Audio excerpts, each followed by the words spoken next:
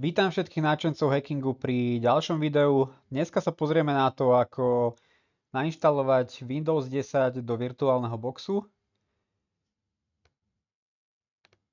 Otvoríte si ako prvé túto stránku VirtualBoxu, odkiaľ si stiahnete VirtualBox, pokiaľ ho ešte nemáte nainštalovaný z predošlých lekcií, kde sme inštalovali Kali Linux.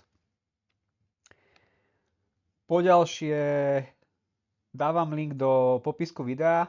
Sme na stránke Microsoftu, odkiaľ si stiahneme Windows 10. Čiže dáme stiahnuť. Otvoríme si súbor, ktorý bol stiahnutý.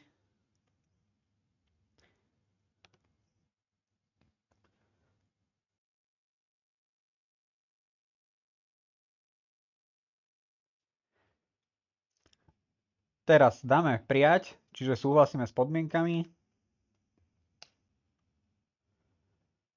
Teraz musíme opäť chvíľu počkať.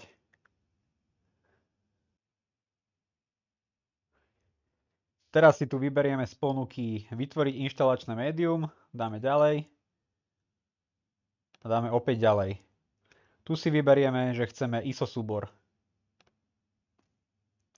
Teraz si vyberieme priečinok, kde chceme, aby ten ISO súbor sme mali. Takže môžeme dať pracovná plocha,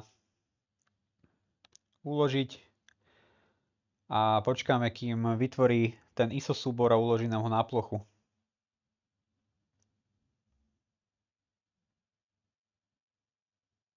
Po trochu dlhšom čakaní sa vraciame späť. Windows súbor ISO máme už na ploche pripravený.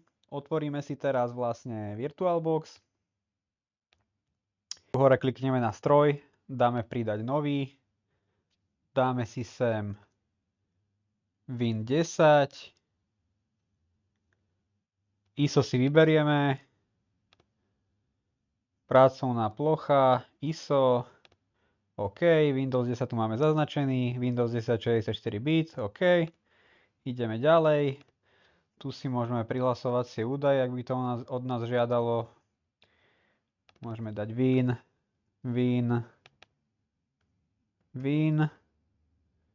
OK, to všetko máme. Hardware. OK, teraz volíme rámku. Ja dávam 2 GB. Procesory dám tiež 2. Teraz volíme hard disk, dáme vytvoriť nový. Ja si dám nejakých 15 GB, lebo to budem používať len na to testovanie. Minimálne 12 by malo byť, aby sa tam ten Windows zmestil, čiže ja si dávam 15.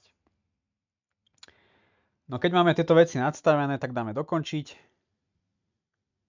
A začína sa nám spúšťať vlastne ten Windows 10 a prebehne nám inštalácia.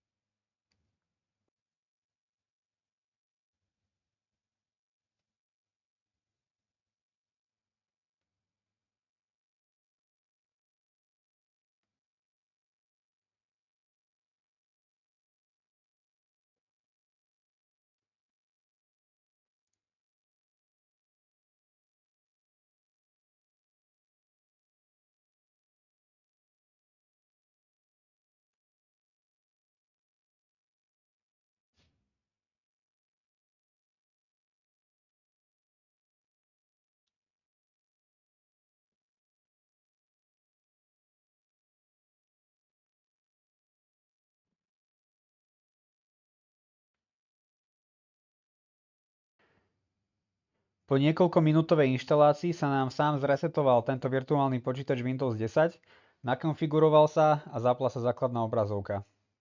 Čiže inštalácia je veľmi jednoduchá. Teraz si však ešte pozrieme, zatiaľ ho vypneme a pozrieme si ešte nastavenia.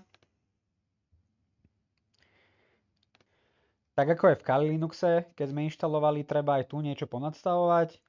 Čiže zdieľanú schránku obojstrannú, operácie ťahania a pustenia obojstranná. Toto je v poriadku. Video pamäť naplno. Povoliť 3D akceleráciu, to môžeme tiež. A toto je v poriadku.